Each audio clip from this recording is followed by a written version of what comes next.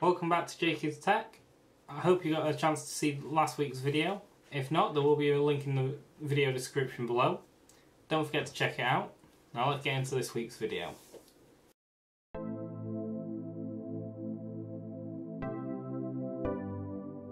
So today we're going to be having a look at building a up-to-date computer. So I'm going to go through the list of parts that we will be using today, and then we'll get straight into building it. So to start with, we will be using a Ryzen 7 2700X processor. We're going with the 2nd gen over the 3rd gen Ryzen processor due to the price difference. The 3rd gen 72% more expensive for only an average of 13% performance boost, which isn't worth it. We're going to be going with a MSI B450A Pro Max motherboard. It's the full ATX size. For RAM, or random access memory, not to be confused with storage, we'll be using HyperX Fury DDR4. It's a 16 gig kit, so 2 sticks of 8 at 2666 MHz. For CPU cooling, we're going to be using a Golden Field all-in-one water cooling system. It's the 120mm size rather than the 240. For storage, we will be using a 2TB Seagate Barracuda. It's the 7200 spin rate one. We will also be using a Samsung 250GB SSD and a SanDisk 250GB SSD as well. For power, we will be using a Corsair CX650M, the semi-modular power supply. We'll be using a EVGA GeForce GTX 1070 for the graphics card. And we'll be using an AVP Colus RGB mid-tower case. As you can see, it got the acrylic side, the 2 USB 2.0 ports, the USB 3.0 port, as well as an RGB strip down the front. For case cooling, we will be using 3 up here 120mm silent case fans. And to mount the SSDs, we will be using just a 2.5 inch to 3.5 inch adapter mount. Tools that we'll need is Phillips screwdriver. I am also going to be using some Velcro tie wraps, and also obviously some SATA cables for the storage drives. So let's get into it. So we're going to start with the motherboard first off. So whenever you take a motherboard out of its box, you want to be handling it by the edges, like so, or spreading the weight underneath.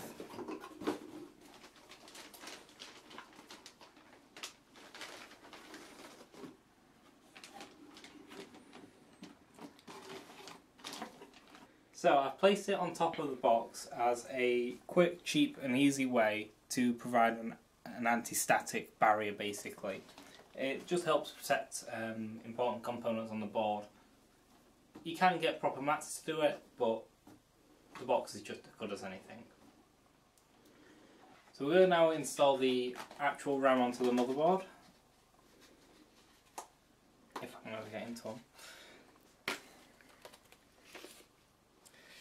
So these are the HyperX Fury DDR4 2666Hz RGB, because everyone likes that RGB. Now the way you want to install the RAM is on the actual board here. You'll see it'll have the numbers 1, 2, 1, 2. Now you want to install the 2 RAM sticks in this case in the 2 that have 1 on it. If you get another pair, you put them in the 2 that have 2 on it. So we're going to be this one and this one. So you just pop them down like that to release the catches. Line the slit in the RAM up to the notch on the actual board. line it up, it'll slide in nicely, and then you just press down gently until it clicks in both ends, and that's it secure. We'll go ahead and do the same for the second one, and that's your RAM sticks in. Next, we're going to be installing the Ryzen processor. Now, we're not going to be using the stock cooler in this. We will be using the all-in-one water cooler, although the stock cooler works just as well as any. In fact, it's quite a nice one, as they have recently upgraded them. So the processor itself will come in a clamshell like this, just to protect it. Before you take it out of that, what you want to do is go to the board itself, this lever, push it out slightly and lift it up. That releases the locking mechanism. Take the processor out of the case very gently, turning it over to find the little gold triangle in one corner, and you'll find on the board a little marker. In this case it's this little round bit here, little white round bit, and you line the gold triangle up with that marker, and it will just drop into place. Now if you don't put it on right, say you put it on the wrong way, it won't drop into place, and you'll see a gap between the housing and the actual processor itself. So you just want to make sure it's on the right way, and it'll sit flush in there. Once it's in, you gently push the lever all the way down and click it back in, and that's the processor in. So I put the motherboard to one side, so I can just show you the next bit that I'm going to get ready. It's the power supply unit. This is obviously, as I said, the Corsair 650M. Now, this is a semi-modular, so the motherboard power cable and the CPU power cable are permanently in, but all your additional power cables that you will need are modular, so you can just install what you need. So in this case, I know I need a 8-pin power adapter for the graphics card, so we'll be installing this one. And I also need 4 SATA power cables, one for each of the SSDs, one for the hard drive, and one for the LEDs in the case.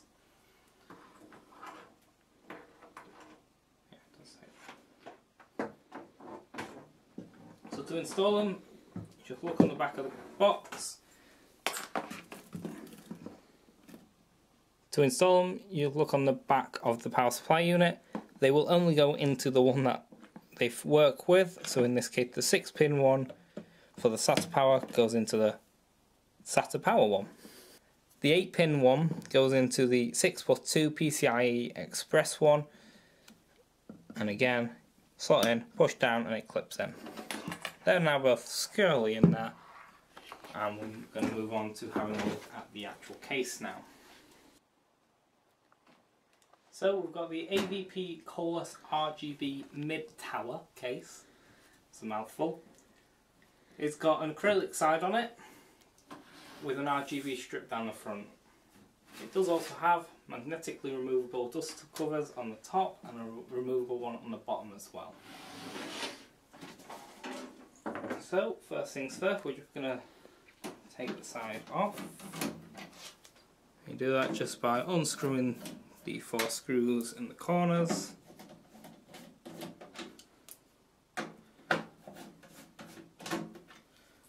And it lifts off like so. Now inside, next what we're going to be doing is just making sure that the motherboard standoffs are in the correct place for the actual motherboard we've got. Now that motherboard does have 9 standoffs that it needs for the screws, 3 at the top, 3 in the middle, 3 at the bottom. Most cases come with markings so you can find them out easy.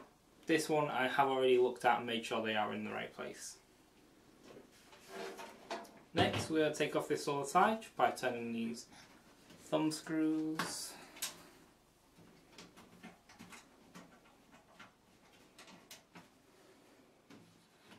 And it pulls off like any old computer side. So at this point I personally do install the power supply unit next. Now it will be going in here. I install it at this point simply to help me with cable management. I know where my cables are going and I know what things we're going to be doing. Before we do that though, just to make it a little bit easier access, we're going to take the front panel off. To do that, on the inside here, and here are little bits you just squeeze and push slightly, and you've got the same on the other side as well. When you go it off, you pull it off and you detach the power cables that are connected to it. This allows you to get at it from all angles. So let's get the power unit in.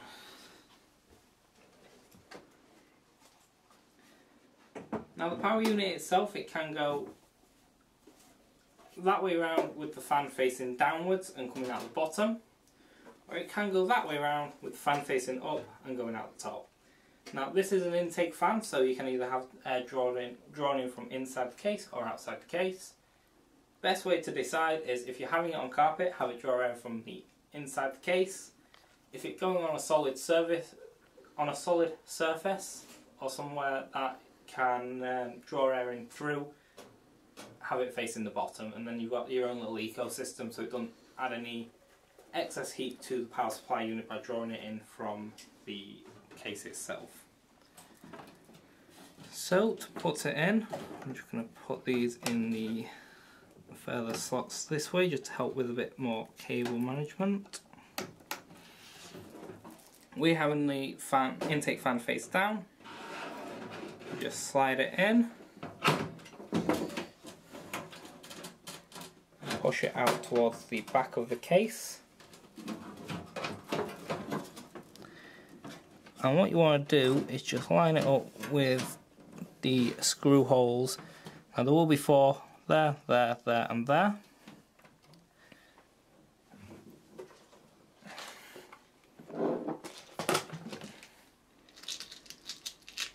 You can then grab 4 screws.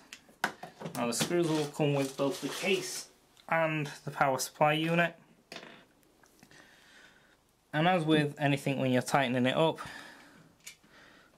start in one corner and work diagonally.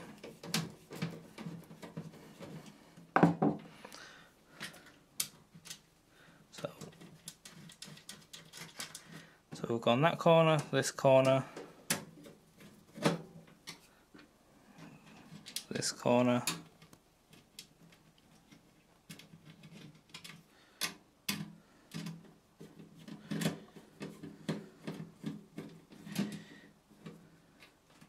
and finally this corner.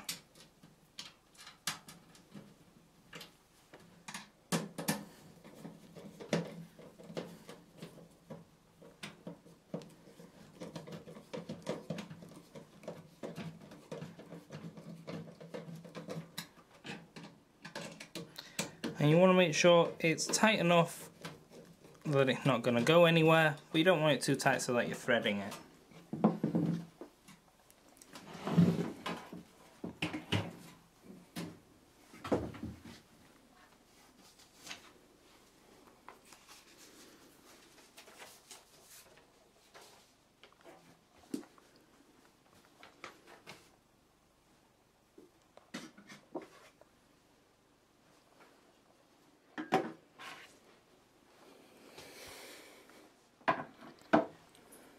So next we're going to be installing the SSDs and the hard drive.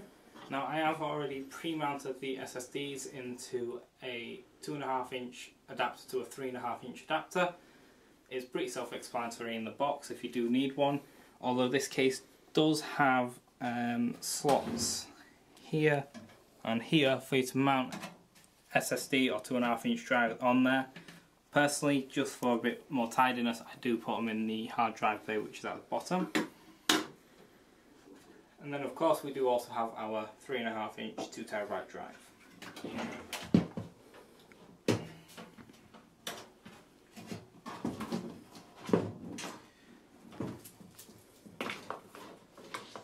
So to install the drives in this one, what you need to do is screw 2 screws in on one side. You don't want the furthest one, you want the one nearest to the connections and the one in the middle. So I've just realised I have done this in the slight wrong order. To install the hard drive you do put the 2 screws in, but when you slide it into the mounting slot you actually do need to go to the other side and put 2 screws in on this side as well, which is currently covered by the power supply unit. So I'm just going to quickly take that out so we can put these screws in. So in this case I put the screws on the left side and I'm going to just slide it in like so. You'll see that the screws slide into the slot on that side and there's little shelves here for the drive to sit on. Then what you want to be doing is putting a screw in here and here just to secure it in place.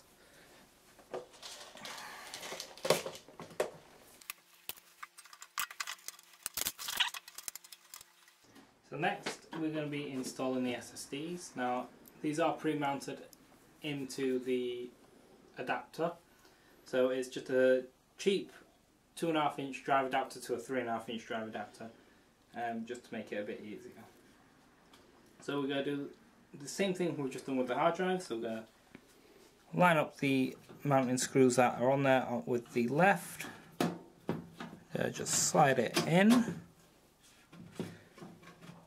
then going to line up the screw holes on the right, get a screw and just screw it in.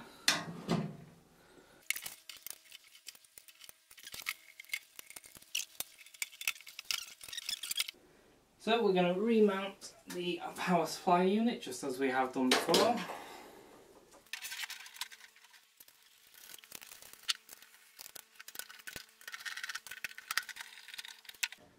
So now we've got the hard drive, the SSDs in, power supply unit. So next what we're going to do is we're going to put the I/O shield in for the motherboard. Now a lot of people do forget this, believe it or not. Now to install the I/O shield you get the rounded edge facing outwards, place it in the slot and just push it in around the edges.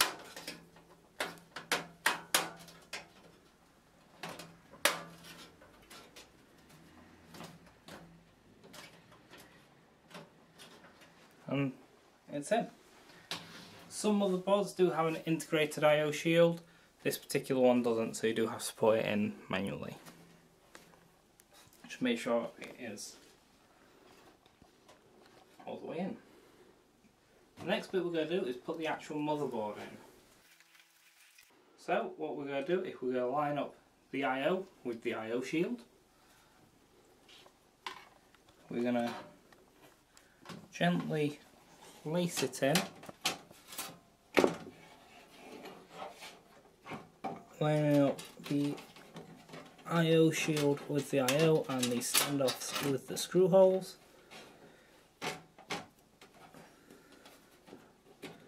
Making sure none of the I/O protectors get caught. Next we're going to get the motherboard mounting screws, which are slightly different than the screws we have been using, but again you will get these with the actual motherboard. We're going to be wanting a total of 9 of them, so we're going to start by putting them in. So we just put in the screws in nice and gently.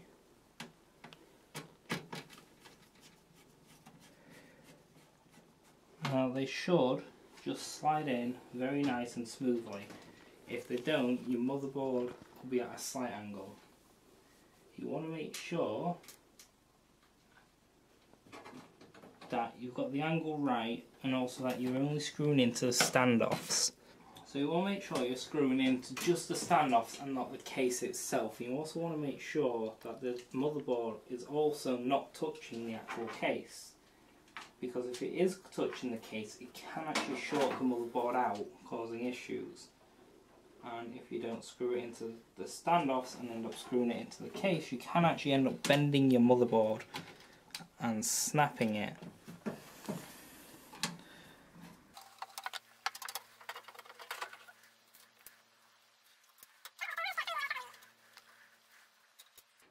Another thing to be aware of when you are doing these is that there are capacitors around the board, and there are also connector pins along with other parts of the integrated circuit. You don't want to be knocking them or breaking them, as that can also kill your motherboard. So always take it nice and steady. Tightness wise, you want to screw it in until it starts giving you resistance, and then just a little bit more. Don't want to go too tight so you thread the screw or that you crack the motherboard, but at the same time you don't want the motherboard moving about if you're carrying your computer up and down.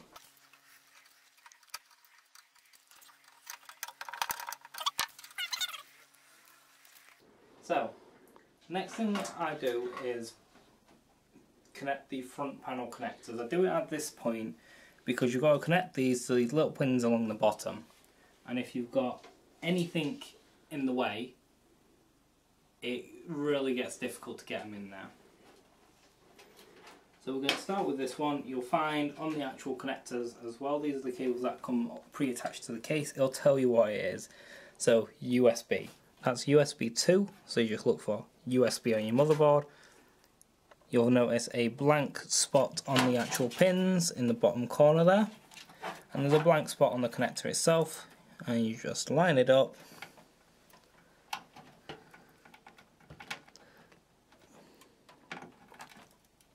and push it in. You want to make sure it is pushed all the way down and that there's no gap. The last bit always does take a little bit more resistance just to get it all the way on there. This one is the USB 3 port on the front, or on the top in this case, and if you look at the bottom of the board, it will just say USB in tiny letters, USB 3. There's a little notch on the top of the USB 3 connector, and you just push it in. The next one is HD audio, which I'm not actually going to plug in because I don't require it, but if you do want to plug it in, you plug it in same with the USB 2, except the audio one is over here at the back, just that one there.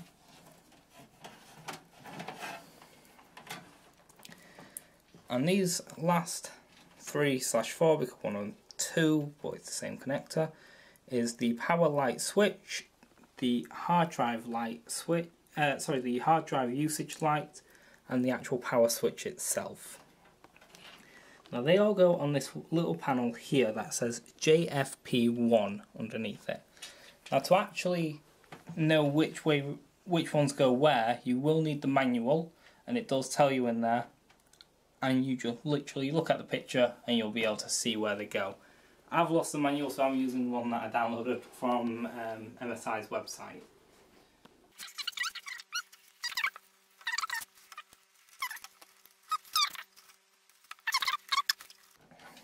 So you'll find that it'll have the plus and minus on the actual connector itself, and you just look on the manual and it'll tell you plus and minus so you know which way around it will go. So now I'm going to connect the power cables for the hard drive, for the motherboard and the CPU. Now I am going to be cable managing this slightly, so let's go through here.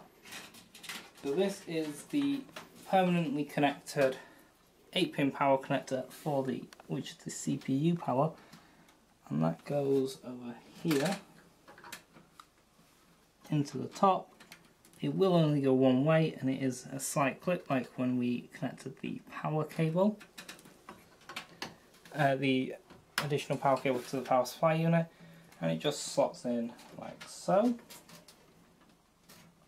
The next one we're going to do is the 24-pin motherboard power connector.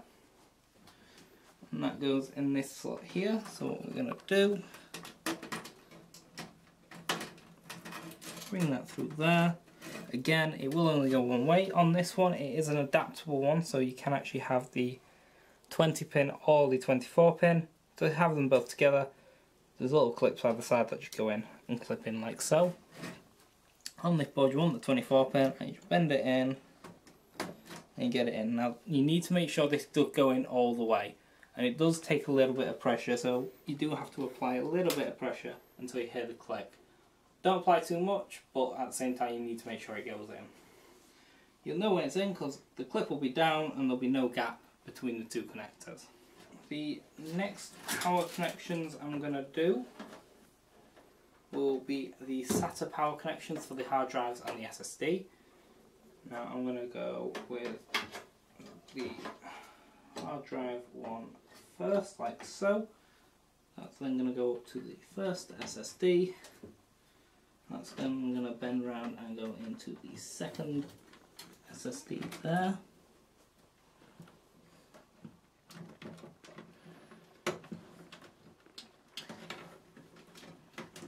Actually see it properly. No, I'm actually going to do it a different way. No, I'm not. I'm going to put that connector in at the top there.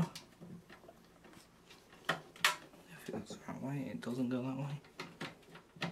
Like so.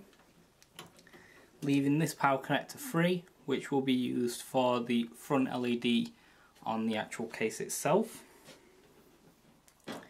This final power cable I'm going to slide through the bottom here so that it comes out here as it for the graphics card, which will be seen here. So next we're going to be fitting the AIO or all-in-one water cooler. I have pre-installed this fan, but it is very simple how to do it. You just put the 4 screws in. The actual manual is very good for this particular one. It's very easy to follow. The last bit I haven't done is actually just put the actual connectors in on this yet. I will be doing that in a moment. But before I do that, I need to use some of this. This is Arctic MX2 thermal compound. Now what this is for, you pop it on top of the processor before you put the cooler on, whether it's an air cooler or water cooler, and it fills the gaps between the processor itself and the cooler. It does transfer the heat to allow better cooling, but if you put too much of it on, it actually starts acting as a insulator instead, so you do have to be careful how much you put on. Most new water coolers and the cooler that comes with the processor itself have a pre-applied square on the actual base. However, I've since removed that. So the amount of thermal compound you want to put on, some people say a pea size. Personally, I just do a little dot in the middle, a little dot on each corner as well. You don't want a huge amount, but enough just to fill the gaps.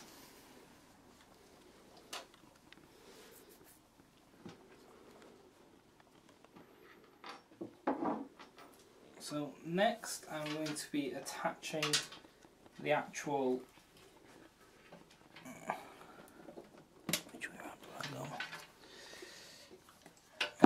cooling block to it. I just needed to check which way around these go. If it is a slightly bigger bracket, you can turn these little brackets round to extend the bracket range, but in this case it is quite a small bracket, so we're putting them that way round. So all we do, put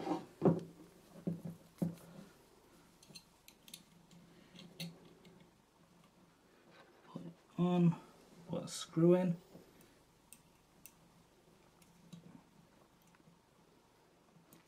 if I can see the screw on.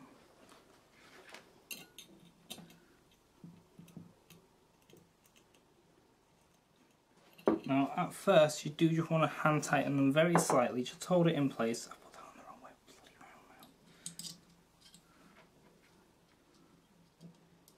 because you do need a little bit of slack when you're putting it on and you tighten it in a minute. Just switch this one around as I put it on the wrong way around.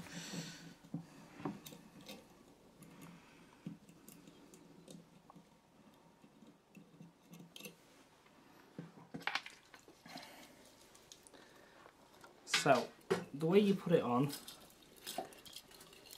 is you've got to hook it over one side. I'm going to hook it over that side first. If I can actually see like so. And then you'll want to pull it tight and it goes in flat on top of the processor. And you push it down slightly until you hook the other side on. They're both hooked on, and then you just get your screwdriver and tighten these screws ever so slightly. You don't want to put too much pressure on it, but at the same time you don't want it coming loose or there being gaps between the cooler and the processor.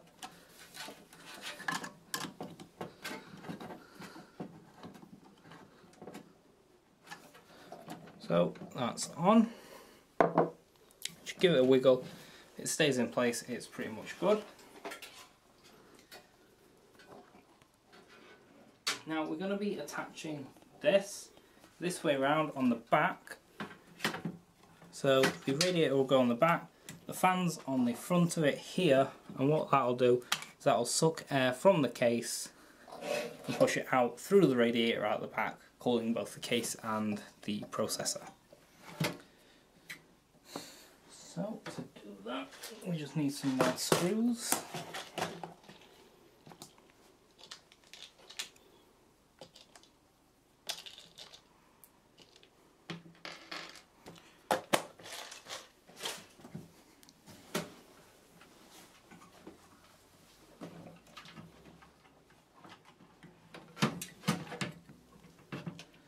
What you want to do is just line up the 4 screw holes with the 4 screw holes in the back.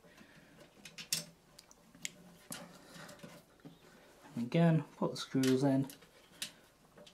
Personally, I hand tighten them just a little bit in to hold it in place, and then I use a screwdriver to tighten it up the rest of the way.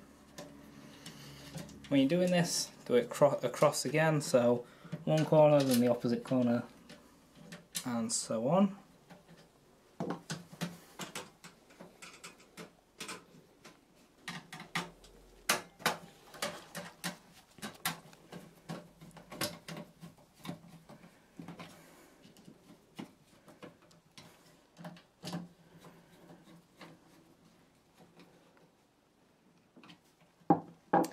And again, just give it a wiggle to make sure it's on. Now on this there is 2 cables. There is one for the fan and there's one for the pump.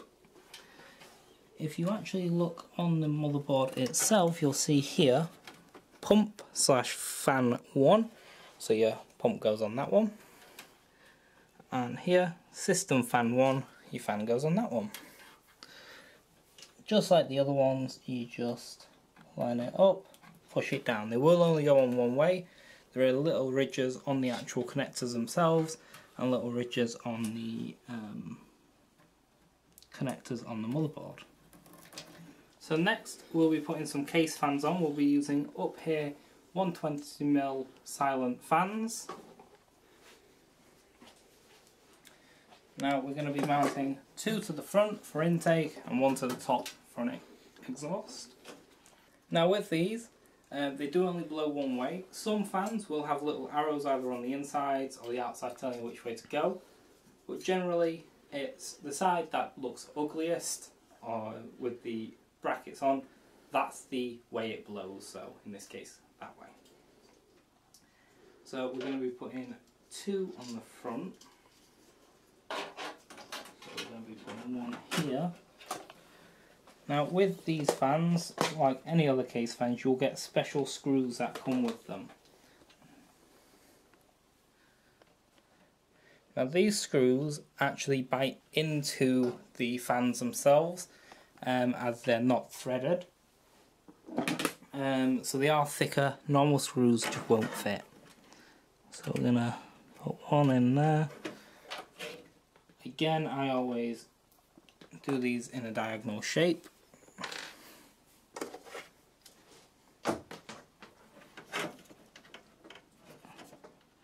I always hand put them in first, just to put them in place, make sure I've got it where I want it to be.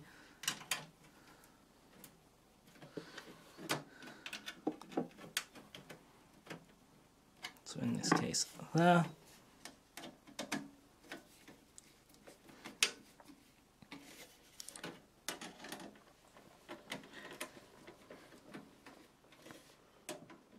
There.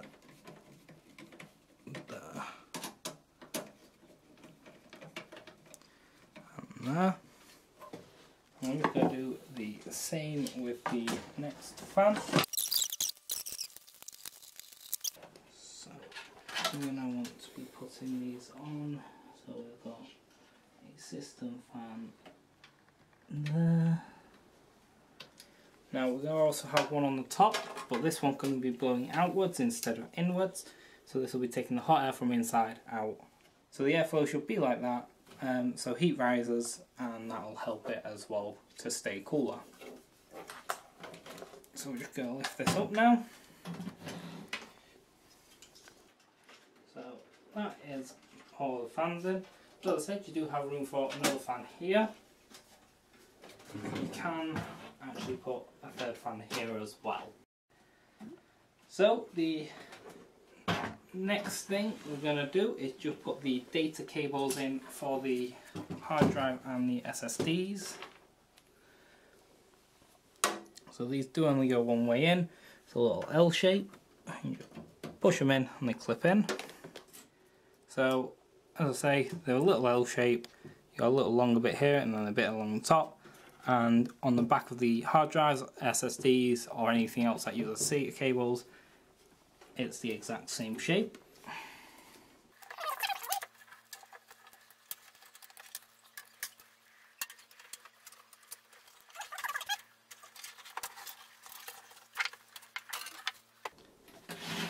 And they come out here, and we're just going to pull them into these sideways facing SATA ports here. And again, they'll only go one way in.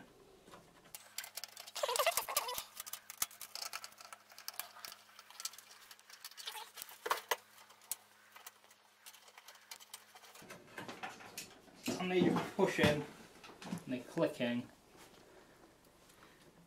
And to release them, you just press that. Obviously, we don't need to release them now.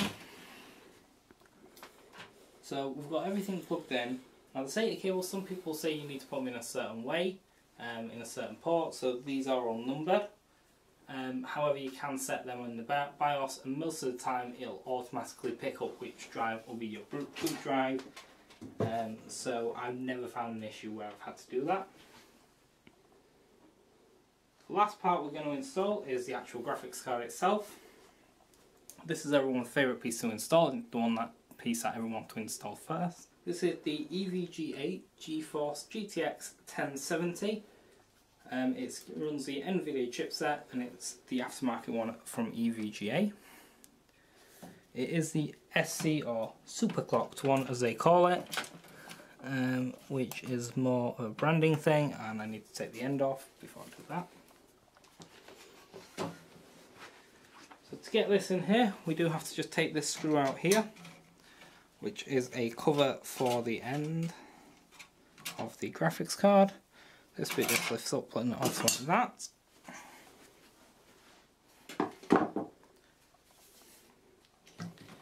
And what you want to do is just line up the connectors with the PCI Express slot. That'll line up with the edge of the board, and you push it in. This little clip will lift up once it's in right.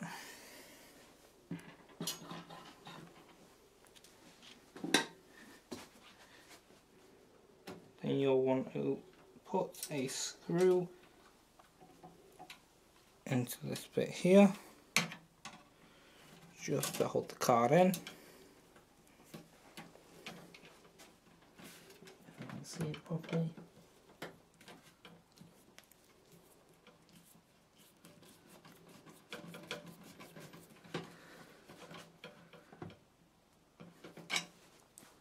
And then what you do is you get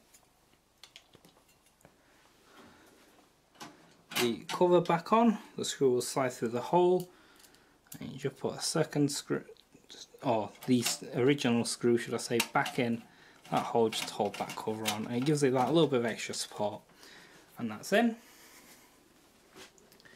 You then need to connect the power connectors. Now, just like the motherboard power, this can either be a 6-pin or an 8-pin.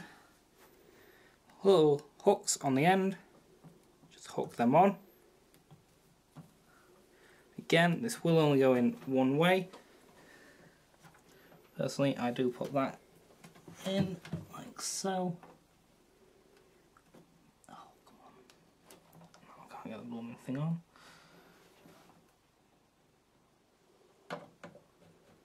You push it in, and then again, just like the other connectors, give it that little bit of extra push until the clip goes in and it sits flush. And that is pretty much it done. The only thing we really need to do is just cable tie this slightly, put the front panel back on, put the side panel back on, and we're finished. So we're just going to reconnect the front panel now. So this is the power connector. We're just going to slide it through the top.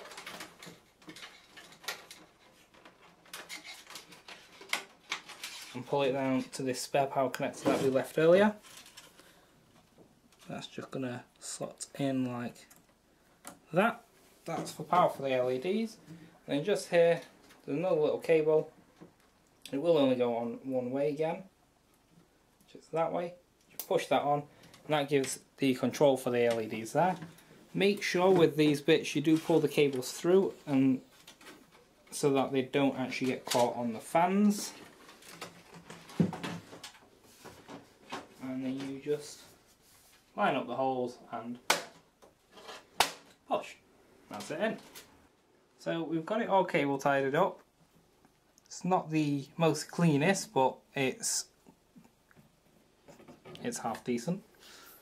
So we're just going to put the side back on. Now usually I would test it before putting the side back on, just by plugging it into a screen and turn it on and see if it goes to the BIOS menu. But I will show you more about the BIOS menu in the next video, which will also include how to actually install Windows 10. So that's the computer build all done for today. I really hope you all enjoyed it, and I hope it was very informative. If you've got any comments or questions, please let me know in the comments below. And if you want more, please subscribe to my channel, and I'll be hopefully releasing a video every week. Thanks, and see you again.